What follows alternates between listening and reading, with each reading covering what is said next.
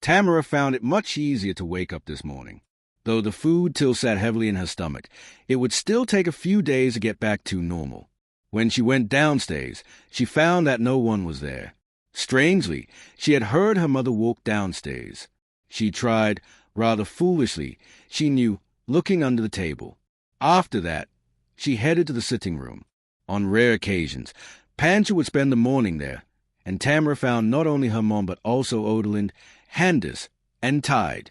"What's the occasion?" Tamara said, rubbing the remaining sleep from her eyes. "Ah, you're here. Good. Then we can begin," Odalind said, giving Tamara a warm smile. "We needed to meet in a place where we could not be overheard, and as it is so early in the morning, your house made sense," Handus said, preemptively answering Tamara's question. "Okay, so it's a secret meeting. So why aren't Wacy and Ezra here?" Tamara added.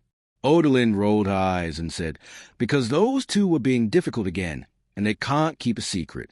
I already caught Wacy as she almost told her friends about the fields, so their father's looking after them this morning." Tamara nodded knowingly and said, "So you finally figured out the problem?" "Yes, and I won't beat around the bush. The vegetables are getting smaller," Handus told her. "Smaller," Tamara repeated. Odalind nodded and said, "Who told you this, Handus?" "Verity figured it out after a long study and a good deal of sifting through her memory," Handus answered. "So what do we do?" Tide said, asking the question that everyone dreaded. There was silence in the room, whether because they were deep in thought or they had no idea where to start. Tamara did not know. Has Samuel had any ideas? Pancha asked. The entire room looked at her and then simultaneously turned to Tamara for the answer. Shaking her head, Tamara replied, "No, he said he needed more information before he could find the answer." She paused and then said, "But now that we know this, it might just be enough." Odalind then said, "I don't think it is a good idea accepting help from him." Then something unexpected happened. Tide asked the room, "Does anyone have any better ideas?" The room was silent once again, and Tide continued, "We are out of options. We are out of our depth, and that man may be our only hope. And if he does come through for us, I would even suggest that we let him live here." Everyone, including Tamara, stood up immediately and looked at Tide as though he was mad. "You can't be serious." Odalind cried. "I am," Tide replied calmly. "Why?" Odalind replied, greatly confused. "I admit that I was, and still am, uncomfortable about the subject, but Samuel has lived near us for years without incident. I say that we at least give him a chance." "Well put," Handus said to his son. Tamara was both shocked and ecstatic. She had never expected this, least of all from Tide. "I'm still not convinced," Odalind replied.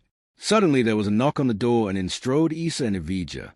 "Oh, well, I suppose it's best that you're all here," Issa said as he sat down on a chair offered by Tide. "Thank you, lad," he added. "Dad, what are you doing here?"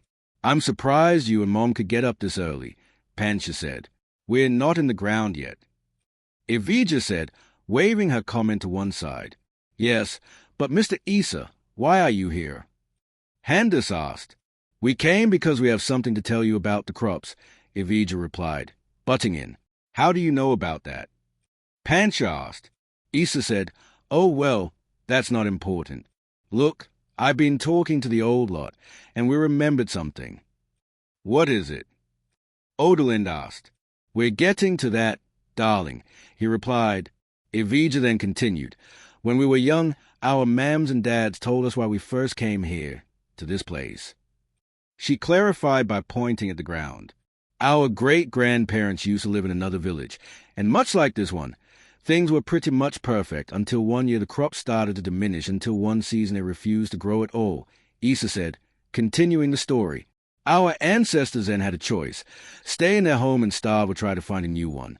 In the end, they left and they settled here," Evija finished. Everyone was silent. None of them had ever heard this story before. "Mom, why didn't you tell us this?" Pancha asked. The pair shrugged their shoulders, and Issa said, "I did not matter until now." "Do you really think that Samuel can discover what's wrong?" Handus asked Tamara. Tamara nodded. "I suggest that you go now," Pancha said to her. Tamara hugged her mother, and as she left the room, she paused, looked at Tide, and said, "I guess you don't have a stick up your backside after all." Asterisk, asterisk, asterisk. Tamara traveled as fast as she could through the woods to Samuel's home. When she arrived, she found the pair of them sitting by the vegetable patch, Samuel writing in the date, teaching her more writing. Neither of them had noticed her yet, so Tamara walked up silently behind them and was about to scream at the top of her lungs when Samuel said, "Good morning, Tamara." Severely deflated, Tamara plunked herself down in between the pair and demanded, "How do you do that?" Samuel smiled and said, "I just thought if I was Tamara, what would I be doing right now?" "So you think that I spend every waking moment thinking of ways to scare you?" Tamara replied. "Pretty much," Samuel answered. "Idiot," Tamara said, and then added, "Good morning, Vana." Vana smiled and said, "Nice to see you too." Tamara suddenly shook her head. This was no time to socialize. "Samuel, we finally figured out what's wrong," Tamara stated plainly. Samuel put down his writing stick and turned his entire body to face Tamara. "Go on," he said. Tamara explained everything that had been discussed this morning, including the offer Tide had made. Scratching his chin, Samuel replied, "That was nice of him." Tamara looked at the ground and smiled. Wasn't it? Samuel stood up and began to pace, trying to figure it out. "They are getting smaller," he said to himself. "What could it be?" Vana asked, watching Samuel move back and forth. Thinking back to his days at university and those classes he took on plant ecology. "Well, it could be a number of things. Things don't grow properly when something is wrong," he answered. There was silence for a few moments. "It's not water. The rain level had been no different these past months," he said. "There aren't any large numbers of pests or disease going around, is there?" he asked Tamara. She shook her head and said, "There's a larger amount of rabbits than usual, but the crops aren't being eaten." Samuel nodded in agreement. "And they're obviously getting enough sun, and there hasn't been any frost," he added, looking at the sky. He looked at the cave, looking for any sign of inspiration. He was forgetting something, he knew it. Staring deep into the fire pit, Samuel saw the orange glow of one of the embers. As it smoldered, a small lump of ash lost purchase and fell to the floor, and it hit him. "Fertilizer!" he cried. Of course, it made so much sense they must be forgetting something with their fertilizer, like nitrogen or something. "Tamara, what do you use to fertilize the fields?" Samuel asked as he ran towards her. "I don't understand," Tamara replied. Samuel thought that it was just a problem in translation, so he tried to explain. "You know when you harvested the crops?" Tamara nodded. "Well, what do you put on the field to feed the plants?" Scratching her head, Tamara could not understand what he was trying to say, though it did sound familiar. Suddenly, she recalled what Samuel had told her a while back underneath the chestnut tree. "Oh, do you mean that nutrients thing you talk about?" she asked. Samuel smiled and answered, "Yes, that's exactly right. What do you do to add nutrients to the soil?" Tamara shrugged and replied, "We don't." Samuel was quiet. He was sure that he had misheard her. "Come again," he said. "We don't fertilize the soil," she replied. Rubbing his eyes, Samuel tried to fight back the disbelief and was able to say, "Are you telling me that you have been farming the same bit of land for over 100 years without ever once enriching the land?" That was impossible. Over 100 years of extracting the resources from a single point. Yes, it would be partially supplemented by straw, chaff, and fallen leaves, but the land should have become barren decades ago. Samuel turned to face his friends and said, "I have no idea how you manage, but it does not matter. What we need to do now is find some way to fertilize the fields." Tamara accepted this. It did make a certain amount of sense. "So what do we use?" she asked. Samuel was not entirely sure. He knew about nitrogen uptake in plants, but he did not have a clue about how much they needed. "I know you can use wood ash, but we would need to burn hundreds of trees in order to feed them, and we all know how a giant fire ended last time," Samuel said. Then he remembered how they had done in the Dark Ages. "We could use manure," Samuel said as soon as the thought occurred. Then he waved his hand and added, "Wouldn't work." "Why not?" Vana asked. Samuel looked at her and explained. "The fields are too big. Even with over 100 people, it would still take months to cover the land even once. Plus, You need to wait for the stuff to compost, and I have no idea how long that would take, Samuel noted. Returning to his pacing, Samuel went quiet again. As he did so, Tamara began to think. What they needed was a large amount of leavings, and they needed it as soon as possible. Like a lightning bolt, it struck her, and Tamara said, "What about the dump?" "You mean that rubbish pile? It's mostly old chunks of metal and leather. It wouldn't work," Samuel said dismissively. "No, silly, I mean the dump where we chuck all of our—" "You know," Tamara corrected him. Samuel did not say anything at first as he tried to imagine it. Then he replied, "Are you telling me that out there's a huge pile of—" "Samuel!" Vana called out. Tamara nodded, and Samuel said, "That could work." The trio got ready to follow Tamara. Only she knew the way. Samuel filled a couple of canteens and also ran down the corridor to collect 3 sheets of cloth to act as makeshift masks. While he was gone, Tamara asked Vana, "When you woke up this morning, did you think this was how you would spend your day?" Vana smiled and said, "No, some men bring women flowers and take them to beautiful locations." The pair of them then burst out laughing. When Samuel returned, they were still giggling to themselves. "What's so funny?" Samuel asked. The pair looked at him and started to laugh even harder. Scowling, Samuel walked up to Tamara, turned her around, and gave her a gentle push. Still laughing, Tamara led the way. It would be a long walk. Tamara explained that the dump was deep in the forest so that no one could smell it and nobody would get sick. "How do you know that people would get sick?"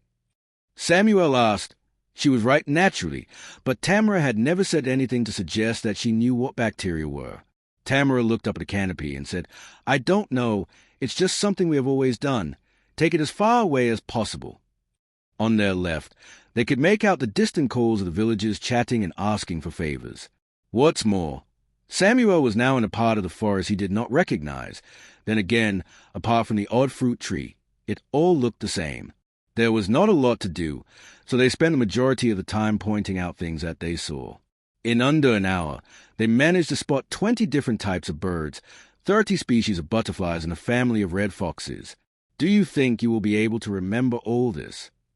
Samuel asked Tamara, gesturing to a capercaillie, who made threatening motions at the 3 of them. "Who do you take me for?" Tamara replied, waving her hand dismissively. As he watched the large bird strut about as if it were king of the world, he thought how strange it was to find one in a place like this. They were supposed to live in pine forests, not ones like this. Samuel shrugged. It was not the most unusual thing about this place.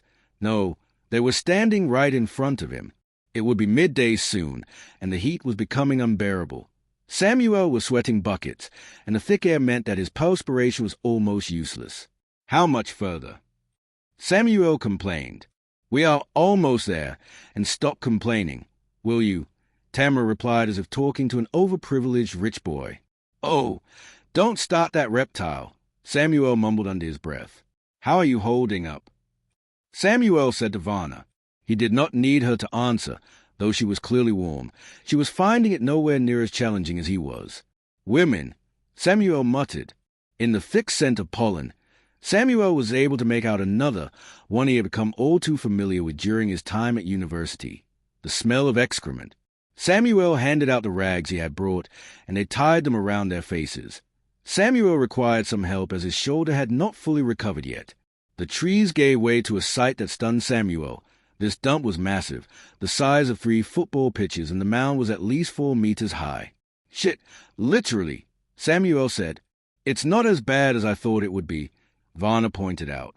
She was correct. Samuel was not sure why. He had expected an odor powerful enough to knock him off his feet. Maybe the smell was reduced because most of it had decomposed already. Keeping their distance, Tamara asked, "Will this do?" Samuel nodded. There was certainly enough to cover the field several times over. "So, should we tell everyone to start collecting it? The harvest will be in a week," Tamara added. Samuel was about to say yes when he realized something.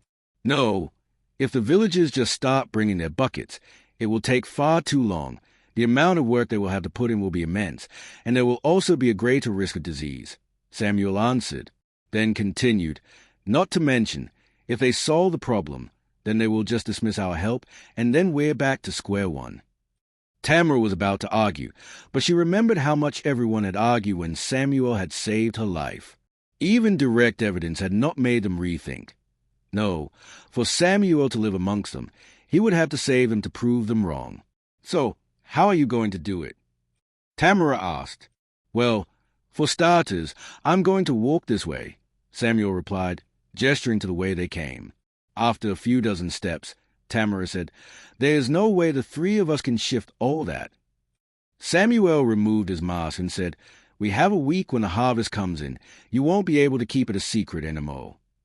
We get that, Vana said. Samuel snapped his fingers and said, We need a wagon. What's a wagon? Vana asked. Essentially, it's a large flat base supported by two wheels. The wheels allow a person or preferably an animal to pull. Well, technically it's push a huge weight, one that they could not normally do, Samuel explained. Samuel spent a few more moments explaining, as best he could, how it all worked, and then Tamara said, Okay, but where are we going to get one of these? I mean, most people haven't even heard of a wheel. Samuel smiled and answered, That's the best part. We're going to make one ourselves. There was, of course, one problem. None of them were engineers. True, a wagon was relatively simple, and he was grateful that he did not have to build an internal combustion engine. No, there's no point in being defeatist, Samuel told himself. If he could figure out to light a fire and create body armor, he could figure this out.